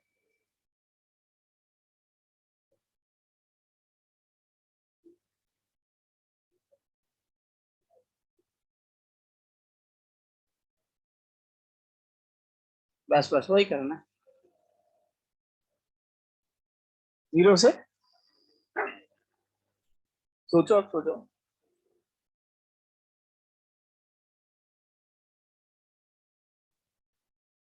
तो कैसे भी ले सकते हो, कोई फर्क नहीं पड़ता। बस ये ध्यान रखना कि अगर आप जीरो से एल लोगे तो जो कैपेसिटर बनेंगे वो सीरीज में बनेंगे, और अगर आप जीरो से डी लोगे तो जो कैपेसिटर बनेगा वो पैरेलल। चलो मैं आपको थोड़ा सा हिंट देता हूँ, आपको बहुत फिर आसानी लगेगी, है ना। आइडिया देता हूँ बस, है ना, फिर अटेम्प्ट करेंगे, 2 मिनट का टाइम दूंगा सब लोग। देखो, अगर मैं यहां से एक्स पे जाके एक प्लेट को कट करता है ना ऐसे, एलिमेंट्री एरिया लेता कितनी थिकनेस का, dx, ये लेता, ये लेता, तो मुझे यहां पर ये प्लेट एरिया हो जाता। ऐसे समझो ये छोटी छोटी सी तो प्लेट आ जाती, इसकी थिकनेस कितनी होती, dx। ऐसी प्लेट एक ऊपर भी होती, तो ये दोनों प्लेट मिलके कैपेसिटर बनाता। क्लियर है। एक्चुअली एक ना मिलके कितने कैपेसिटर बनते हैं, दो। एक जिसका कैपेसिटेंस किस डाइलेक्ट्रिक कांस्टेंट कितना होता K1, और एक कितना होता K2। सबको बात आ रही है समझ में। तो मान लेते हैं ये जो मैंने एलिमेंट लिया यहां से x पे जाके, कितना एलिमेंट लिया, dx। ये वाला जो कैपेसिटर बना, इसका कैपेसिटेंस मैं बोल रहा हूं DC1, और ये जो कैपेसिटर बना इसका कैपेसिटेंस क्या बोल रहा हूं, DC2। ठीक है, आप बताते चलना, DC1 पर आते हैं। ये जो कैपेसिटर बना, ये इसको मैं एक पैरेलल प्लेट कैपेसिटर की तरह से ट्रीट कर सकता हूं। और पैरेलल प्लेट का कैपेसिटेंस क्या होता है, epsilon naught A upon D, epsilon not. इसका एरिया बता सकते हो क्या, ये जो कैपेसिटर बना, B इंटू डी एक्स। सबको दिख रहा है, दोबारा बोल रहा हूं, ये बना है, तो विड्थ कितनी है, ये कितना है dx, ये कितना है b, तो ये जो प्लेट है इसका एरिया कितना हुआ, b इंटू डी एक्स। ऐसे बना ना, तो ये b है और ये dx है, तो प्लेट एरिया कितना हुआ, b इंटू डी एक्स। पक्का, तो that is b into D X. तो epsilon naught a upon d, बताओ d, d तो ये हो गया। क्या आप इस कैपेसिटर की, दिख रहा है ना सबको कैपेसिटर, तो ये ऐसे है ना, दो कैपेसिटर बन गए, DC1 और DC2। क्लियर है। अब यहां पर आते हैं, अगर मैं बात कर रहा हूं epsilon naught A upon D, तो ये लेंथ निकाल सकते हो क्या, ये अगर x है ये थीटा है, तो ये लेंथ कितनी होगी, x टेन थीटा लिख सकता हूं। अरे अगर ये y है तो y by X is equal to tan theta, तो क्या मैं इस लेंथ को x टेन थीटा लिख सकता हूं। तो epsilon naught A upon D कितना हो जाएगा, लेकिन अभी इसको किससे मल्टीप्लाई करना पड़ेगा, K1 से, क्योंकि यहां पर कौन सा मेटेरियल फिल किया हुआ है, K1। समझ में आया। चलो अब आपसे पूछता हूं दोबारा से, DC2 बताओ। यहां पर आता है एप्सिलॉन नॉट, एरिया बोलो, b इंटू डी एक्स ही रहेगा, अपॉन डी, लेकिन डी चेंज हो जाएगा, डी आएगा। अब ये कितना आएगा, ये अगर आ गया तो टोटल में से इसको माइनस कर दो, तो डी माइनस, इसको किससे मल्टीप्लाई करना पड़ेगा, सही है, ये आ गया। तो क्या आप कैपेसिटेंस निकाल सकते हो क्या, इफेक्टिव कैपेसिटेंस कितना होगा, ये दोनों सीरीज में होंगे कि पैरेलल में, सीरीज में, क्योंकि ये टर्मिनल है, ये टर्मिनल है, तो ये दोनों किस में हो गए, सीरीज में। क्लियर है। तो अगर सीरीज में होंगे तो सी इक्विवेलेंट निकालोगे, 1/C इक्विवेलेंट। तो मैं लिखूंगा इसका नेट कैपेसिटेंस अगर 1/DC है, तो मैं लिखूंगा 1/DC is equal to 1/DC1 plus 1/DC2। और नेट निकालने के लिए मुझे इसको क्या करना पड़ेगा, नोट करो और अब आंसर बताओ।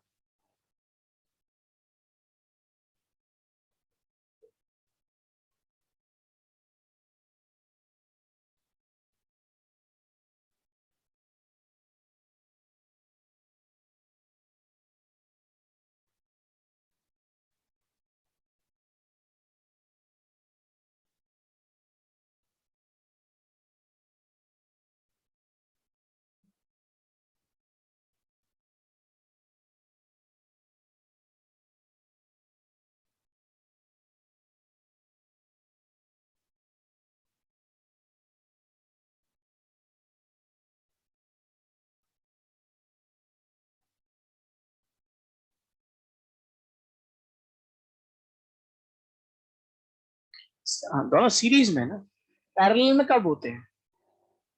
जब टर्मिनल का पोटेंशियल ड्रॉप सेम हो। तो ये टर्मिनल्स हैं, तो ये दोनों किस में है? सीरीज। अभी तो हमने सीरीज वाला फॉर्मूला लगाया।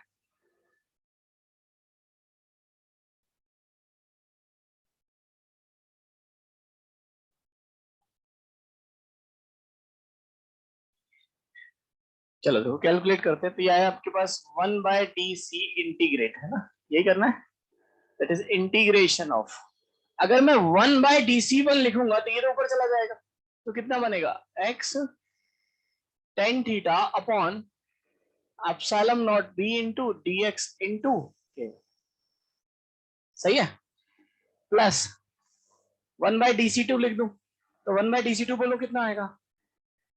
d minus x tan theta upon बोलो epsilon naught b into dx into,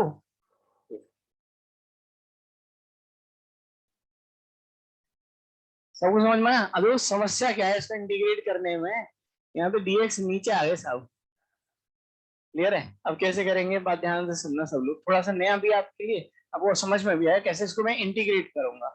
यहाँ पे सब लोग जो देखो, जो कॉमन आ रहा है ना उसको बाहर निकाल लो। कितना बाहर आ रहा है? जो भी कभी भी ऐसा इंटीग्रेशन है तो कैसे करेंगे, जो भी कॉमन आ रहा है बाहर निकालो। कितना बाहर आएगा बोलो? 1 upon epsilon naught b into D x. अब जो अंदर है उसको लिखते हैं, यहां पर कितना है? x tan theta upon k1, सही है।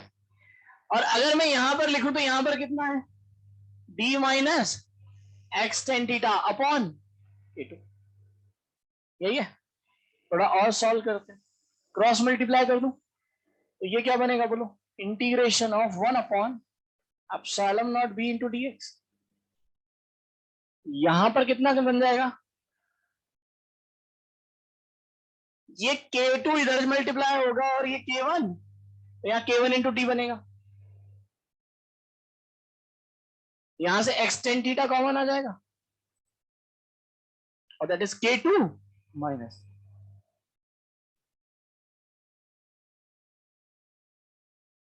हो गया, that is equals to integration of 1 upon, अब कुछ भी नहीं करना है, इसको इधर ले जाओ और इन सबको इधर ले आओ, तो जो नीचे आ रहा था dx वो कहां जाएगा? इसको इधर ले आते हैं, इसको इधर लाया तो ये कितना बनेगा बोलो? इंटीग्रेशन ऑफ, जल्दी बोलो, epsilon naught b into D x into k1 k2 upon, कितना बना? k1d plus x tan theta into, बना, इज इक्वल्स टू क्या हुआ बोलो? इंटीग्रेशन ऑफ, वो जो जेई मेंस ने, समझ रहे हो? जिसने पेपर में डाला होगा ना उससे करवा लो बैठ के, ठीक है, अक्कड़ वक्कड़ करके दे दिया उसने। अच्छा, अब यहाँ पे लिमिट बता सकते हो कि लिमिट कहां से कहां, किसके रेस्पेक्ट में इंटीग्रेट कर रहे हैं? एक्स, और एक्स की लिमिट कहां से कहां तक आएगी? जीरो से, तो यहां पर आएगा दैट इज जीरो से, जीरो से सी।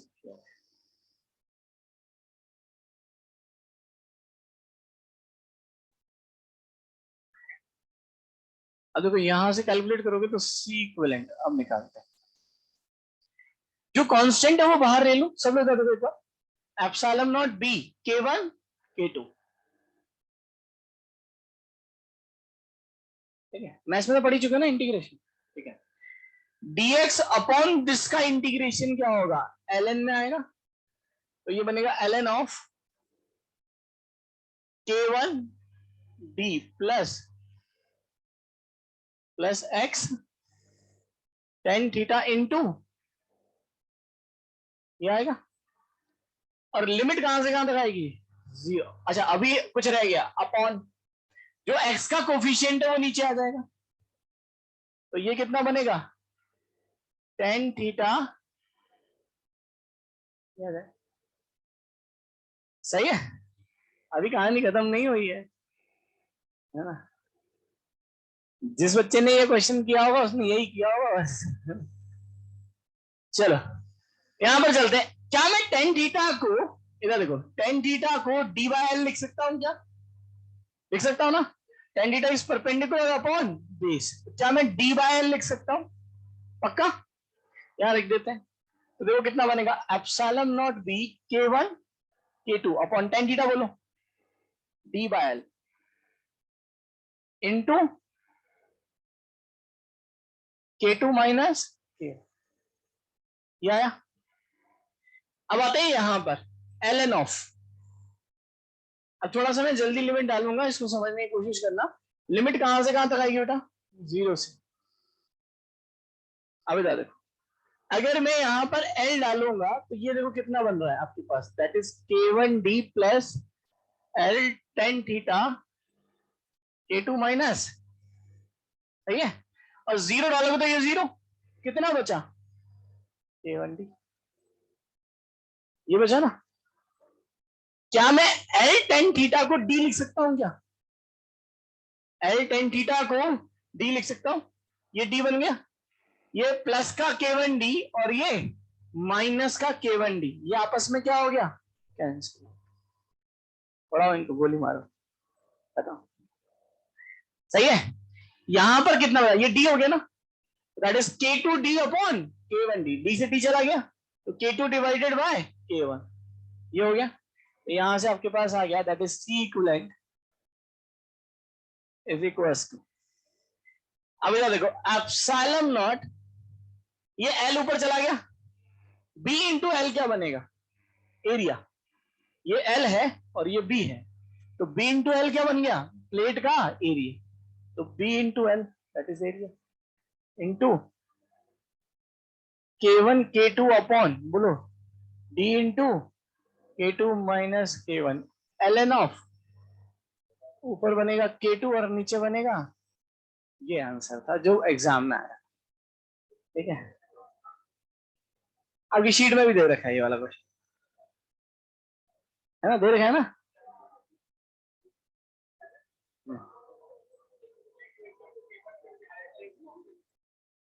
अरे मान लो ऑप्शंस वैसे बने हुए होते और भी तो ऑप्शंस मैच कर सकते हैं उस वाले केस में।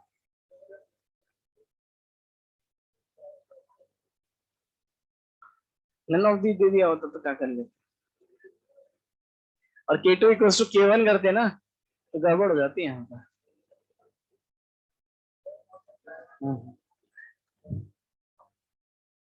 और k1 k2 भी रखते ना तो और सारे ऑप्शन चेक करने में बहुत समय चला जाता है ना। ये अभी पूछा हुआ है एक आध 2 साल पहले, 19 में ना। हाँ क्लियर है। मेरा उद्देश्य क्वेश्चन कराने का सिर्फ इतना सा है, पहला तो इसका रिजल्ट, और दूसरा ये कि कभी भी इस तरह के क्वेश्चंस आ जाए तो हमें तरीका पता होना चाहिए।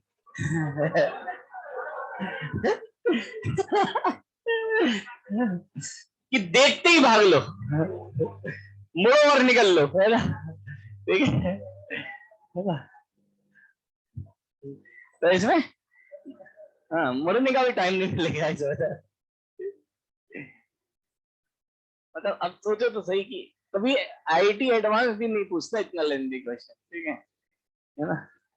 तो ये जेई मेंस ने ये क्वेश्चन पूछा हुआ है और ये तो छोटा है, एक ईएमआई में क्वेश्चन आएगा मैं आपको बताऊंगा, उसका सॉल्यूशन ही 2 पेज का है, वो जेई मेंस ने पूछ लिया है, ठीक है ना। गजब गजब, मतलब उन्होंने अलग लेवल पे खेलते हैं भाई साहब जेई मेंस। यहाँ सबको बताइए तो समझ में, ठीक है। चलो इसको नोट करो और उसके बाद शीट निकालो, 2-4 क्वेश्चन तो कर ही लेते हैं।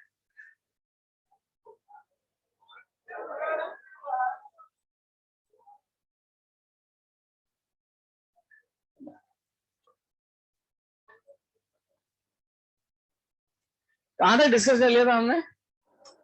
25 था। अच्छा वो 25 वाला क्वेश्चन था ना, तो मैंने उसको देखा, उसमें जो लास्ट वाला रजिस्टर है उसको कंसीडर नहीं किया है ना, जो नो कलर वाले को उन्होंने कंसीडर ही, बोला कलर नहीं लगाया तो कंसीडर ही नहीं करेंगे।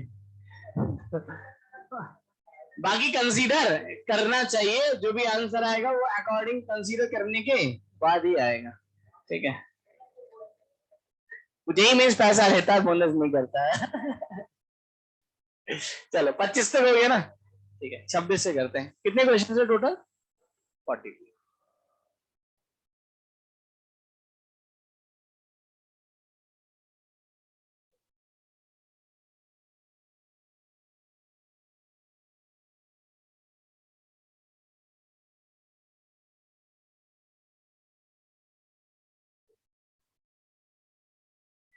नोट कर लो बेटा इसका आंसर।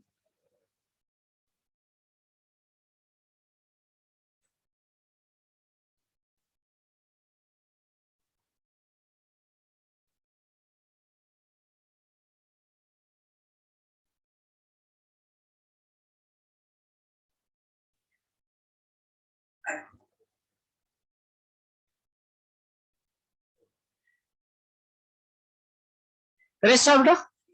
चलो 25 तक हम लोगों ने कर लिया था। क्वेश्चन नंबर 26 हो गया। पोटेंशियोमीटर वायर का सिंपल सा क्वेश्चन है। पोटेंशियल ड्रॉप आप कैलकुलेट कर लो वायर के अक्रॉस और उसको E/2 के बराबर कर देना। ठीक है। क्वेश्चन नंबर 26 की बात करें तो that is K into X, that is potential gradient into X, that is equals to E/2। Question number 27 हो गया।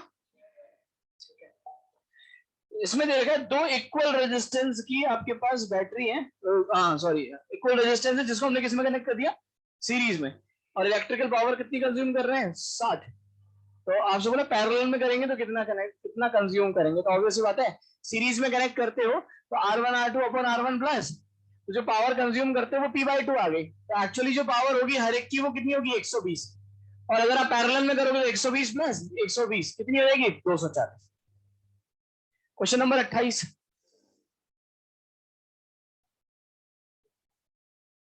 थोड़ा सा तो लेंदी है, मैं बता देता हूं, समझ लो। देखो और ध्यान से सुनना, यहां पर आपको दो रजिस्टर दे रखे। ये कितने ओम का दे रखा है? 220। और यहां पर मैंने गैल्वेनोमीटर लगा रखा। सही है। ये बैटरी है और यहां पर एक की लगा रखी है। बैटरी का ईएमएफ दे रखा है क्या आपको? नहीं, ई मान लेते। ठीक है। सब लोग देखो इसमें इनिशियली बोला है कि यहां पर एक और की है। कौन सी? K2। तो इसने बोला जब K2 ओपन है तो गैल्वेनोमीटर का जो डिफ्लेक्शन है वो कितना है? Theta naught. मैंने एक पॉइंट लिखा था, the deflection of the galvanometer is directly proportional to current passing through the galvanometer. तो साहब पहले मान लो गैल्वेनोमीटर में से IG करंट या I करंट पास कर रहा था और I करंट के करस्पॉन्डिंग जो डिफ्लेक्शन था वो कितना था? Theta naught. तो क्या आप I निकाल सकते हो क्या इसमें? बहुत आसान है। कैसे? I is equals to that is 220 divided by sorry E upon 220 plus galvanometer का रेजिस्टेंस जी। ये आ जाएगा। सबको समझ में आया? दूसरा, अब इन्होंने क्या किया, यहां पर एक शंट लगा दिया। अगर शंट लगा दिया और कितना रेजिस्टेंस है इसमें? 5। तो ये बता सकते हो इफेक्टिव कितना होगा? ये 5 इंटू जी अपॉन, अब यहां से कितना करंट जाएगा वो निकाल सकते हो। इसको मैं आई डैश बोल देता हूं। कितना करंट जाएगा जल्दी बोलो? E अपॉन 220 प्लस 5 इंटू जी अपॉन, इतना करंट यहां से जाएगा। अब ये करंट इन दोनों में बटेगा आर के इनवर्स रेशियो में। आर का रेशियो है 5:G, क्लियर है? तो G:5। तो इसके अक्रॉस कितना आएगा? 5 इंटू 5 प्लस, इसमें से कितना करंट पास करेगा? 5 अपॉन 5 प्लस जी इंटू टोटल करंट। ये करंट पासिंग थ्रू गैल्वेनोमीटर आ गया। और इसके अकॉर्डिंग कितना डिफ्लेक्शन दिखा रहा है अभी? θ/5, यानी प्रीवियस करंट का अगर अभी हो गया दैट इज θ0/5, यानी अब कितना करंट जा रहा होगा? I/4। तो ये जो करंट होगा ये प्रीवियस करंट का 1/5 होगा। क्लियर है? और प्रीवियस करंट आपको पता है that is E upon 220 plus. Calculative question है, थोड़ा सा कैलकुलेशन करनी पड़ेगी। क्वेश्चन नंबर 28 के बाद क्वेश्चन नंबर 29। मैं आइडिया देता हूं, ऐसा हमने क्वेश्चन क्लास में किया भी था, याद है आपको? है ना? 5/8 और 7/8 याद कराया था। Rho is equal to rho naught into 1 plus X. ठीक है, ऐसा ही क्वेश्चन किया था, मैं समझा देता हूँ सब लोग। देखो इसने क्या दे रखा है, यहां पर हमने दो रजिस्टर यूज किए हुए हैं और दोनों रेजिस्टेंस सेम है। तो मुझे बताओ अगर दोनों रेजिस्टेंस सेम है तो नल पॉइंट कहां पर आएगा? बिल्कुल सेंटर पे, बीच में 50 सेंटीमीटर पे आएगा। क्लियर है? और अगर नल पॉइंट 50 सेंटीमीटर पर आएगा तो अगर ये 0 है तो ये कितना हो गया? 50 सेंटीमीटर, यानी 1/2। और ये कितना हो गया? 1 मीटर। अब इसने बोला जो रेजिस्टेंस है वो यहाँ पे सेम नहीं है, रेजिस्टेंस वेरी कर रहा है। और रेजिस्टेंस कैसे वेरी कर रहा है बोलो? dr/dl is equal to k by root L. K कोई कांस्टेंट होगा, सही बात है। तो मैं अगर यहां से लिखूंगा, सपोज इसका रेजिस्टेंस R3 मान लेता हूं और इसका कितना मान लेता हूं? R4। तो मैं ऐसे बोल सकता हूं R1/R3 is equal to R2/। तो R3 और R4 दोनों कैसे आ जाएंगे? बराबर। तो मुझे करना कुछ भी नहीं है, ये रेजिस्टेंस निकालना है, ये निकालना है, दोनों को बराबर करना है। अब ये R3 कैसे निकालूंगा? R क्या होता है? Rho L by. तो आपको एक और दे रखा है, that is dr/dl is equal to k by root L. तो dr कितना आएगा बोलो? k by root L into dl। इसको इंटीग्रेट कर, कहां से कहां तक? 0 से 1/2 करूंगा तो R3 आएगा, और 1/2 से 1 करूंगा तो क्या चीज? अच्छा, L की वैल्यू दे रखी, सॉरी मैंने 1/2 ले लिया वो, सॉरी। यहां से कितना है ये L, और ये कितना हो गया? बिल्कुल। तो 0 से L करूंगा तो ये आ जाएगा, और L से कहां तक करूंगा? 1 तक, तो ये आ जाएगा। और दोनों को मुझे क्या करना पड़ेगा? बराबर। बराबर क्यों? R1/R2 is equal to R3/। तो यहां से R3 और R4 बराबर आ जाएंगे। तो आपको कुछ भी नहीं करना है, यहाँ पर कुछ इस तरह से करना है, इसको इंटीग्रेट कर लो। तो integration of k by root L into D L, कहां से कहां तक? 0 से L is equal to L से 1। ये आंसर है। क्वेश्चन नंबर 29 के बाद क्वेश्चन नंबर 30 हो गया। कुछ भी नहीं है, बस पोटेंशियोमीटर वायर को घुमा के दे रखा है, और कुछ भी नहीं करना। क्वेश्चन नंबर उसके बाद 31 हो गया। क्वेश्चन नंबर 32 हो गया बेटा। क्वेश्चन नंबर 33 हो गया। मोबिलिटी अपनी रेस में भी आया था, मैंने आपको बहुत अच्छे से पढ़ाया भी था। ठीक है, अगर मैं मोबिलिटी की बात करूंगा तो mobility is defined as drift velocity divided by electric. ये फॉर्मूला है इसका, है ना। ड्रिफ्ट वेलोसिटी दे रखी है, इलेक्ट्रिक फील्ड कैसे निकालोगे? Delta V divided by L, और delta V is equal to I R. अगर आप इसको चेंज करोगे ना तो mu is equal to drift velocity divided by electric field, that is delta V divided by L. Delta V is equal to I R, और R को क्या लिखोगे? Rho L by. तो ये आंसर। क्वेश्चन नंबर 33 के बाद question number 34।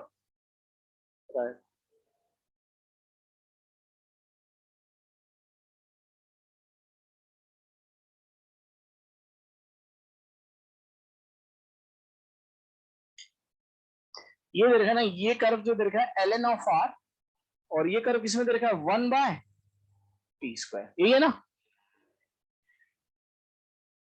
ये ना, हाँ, ब्रैकेट में t का मतलब as a function of temperature है, तो ln ऑफ r में। ठीक है, मुझे बताओ ये कर्व अगर बात करो तो ये एक स्ट्रेट लाइन फंक्शन है, पॉजिटिव स्लोप की नेगेटिव। तो मुझे ये नहीं पता क्या दे रखा है, मैं तो that is y is equals to mx plus, यही तो है। इसकी स्लोप पॉजिटिव है कि नेगेटिव? तो -m लिख देता हूं मैं इसके लिए, है ना। ठीक है, y की जगह क्या है? ln of r। x की जगह क्या है? 1/t² plus c। ठीक है, इंटरसेप्ट निकालते हैं। इंटरसेप्ट कब आएगा? c की वैल्यू निकालें, वो कब आएगा, है ना। अब इधर देखो, अगर मैं x को 0 पुट कर दूं तो जो c की वैल्यू आएगी वो किसके बराबर हो जाएगी? y के। ठीक है, तो यहां पर x का मतलब 1/t²। जो 1/t² 0 होगा, जो 1/t² 0 होगा, यानी ये वैल्यू 0 होगी, तो c किसके बराबर आ जाएगा? ln r। क्लियर है? तो उसके अकॉर्डिंग जो वैल्यू मिलेगी, यानी 1/t² अगर 0 होगा, मान लो ये r0 मिल रहा है हमें, तो 1/t² क्या होगा? 0, तो जब y की वैल्यू क्या मिलेगी, ln ऑफ r नॉट बोल देता हूं, तो मैं बोलता हूँ c की वैल्यू आ गई मेरे पास ln ऑफ r नॉट, इसको यहाँ पे पुट कर देता हूँ। क्या चीज, क्यों नहीं हो सकता, एक्सटेंड कर, t को थोड़ी ना 0 कर रहा हूं मैं, 1/t² को 0 कर रहा हूं। अगर ये स्ट्रेट लाइन कर्व दे रखा है तो क्या मैं इसको एक्सटेंड करके 0 नहीं कर सकता, क्या कर सकते हैं, बिल्कुल नहीं कर सकते। तो यहाँ पे ln ऑफ r नॉट आ गया, तो आंसर आ गया, देखो ln of r is equal to minus का m/t² plus ln of r naught. क्या मैं इसको इधर ले आऊं, तो क्या मैं इसको ln of r by is equal to minus का m/t², ln को इधर ले जाए तो कितना बनेगा बोलो, r/r naught is equal to e raise to power minus m/t², और यहां से r की वैल्यू कितनी बनेगी बोलो, r naught e raise to power m/, कोई ऑप्शन मैच कर रहा है क्या, कुछ इस तरह का, थर्ड ऑप्शन। तो यहां से देखो पहला है नहीं, दूसरा है नहीं, दूसरा क्यों नहीं है, t² वाली टर्म कहाँ आएगी नीचे, और कांस्टेंट वाली टर्म ऊपर आएगी, तो दूसरा भी नहीं है, कौन सा ऑप्शन है इसमें, तीसरा। चौथा क्यों नहीं है, क्योंकि e to the power positive दे रही है, नेगेटिव आएगी।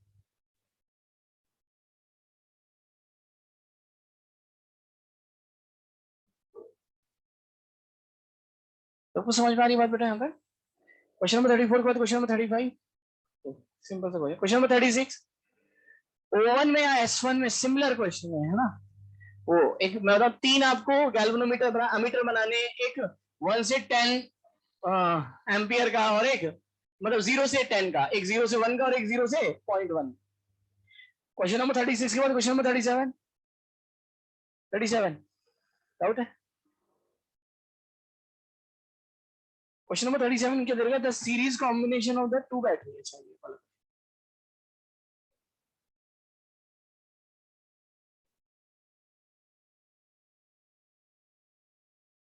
तो फटाफट रीड करो बेटा सब लोग।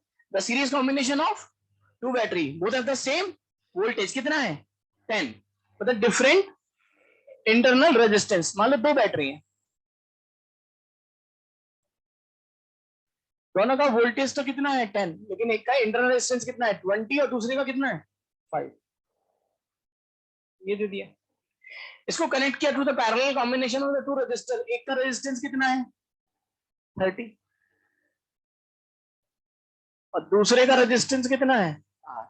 ये कहानी है इसकी, ठीक है। अगली line, the voltage difference across the battery of internal resistor is 20 is 0। इधर देखो, ये बोल रहा है इसके टर्मिनल के अक्रॉस पोटेंशियल ड्रॉप कितना हो रहा है 0, तो कर देते हैं। अगर मैं इसके टर्मिनल के अक्रॉस पोटेंशियल ड्रॉप को 0 करूंगा, और मान लो इसमें आई करंट जा रहा है, यहां से चलो यहां पे पहुंचू और कितना कर दूं 0, तो यहां से यहां गए तो माइनस का 20 आई, यहां से यहां गए तो प्लस का 10, और इज इक्वल्स टू हो गया। इसके अक्रॉस पोटेंशियल ड्रॉप ऐसी तो लिखोगे ई माइनस आई आर, और कितना करना है 0, तो यहां से आई की वैल्यू आ गई हाफ एम्पियर। सबको बता बेटा समझ में।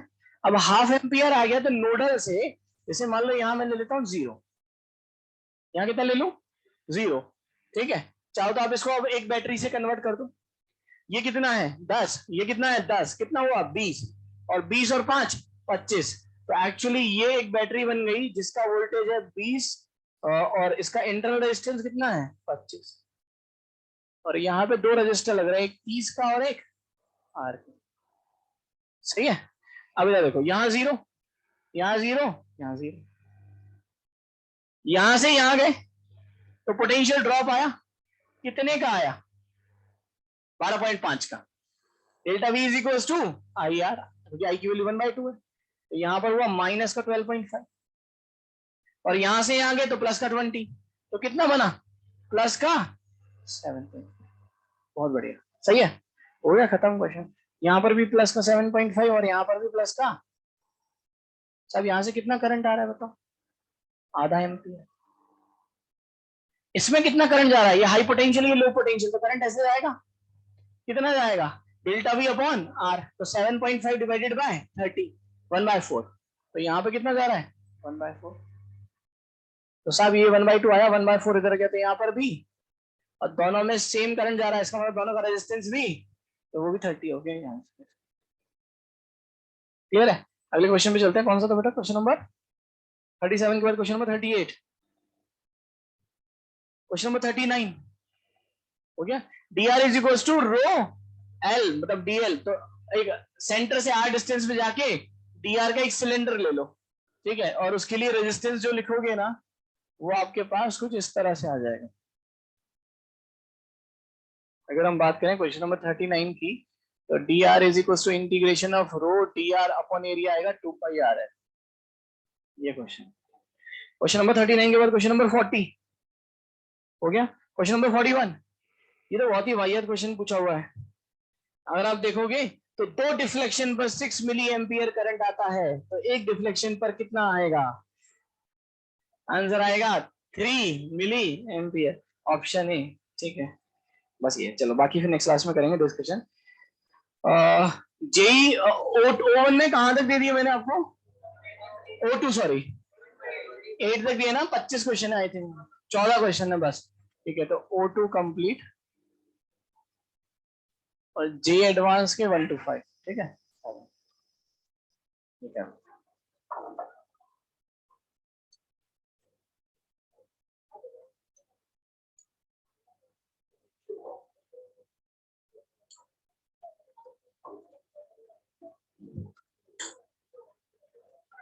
चलो भाई, थैंक यू।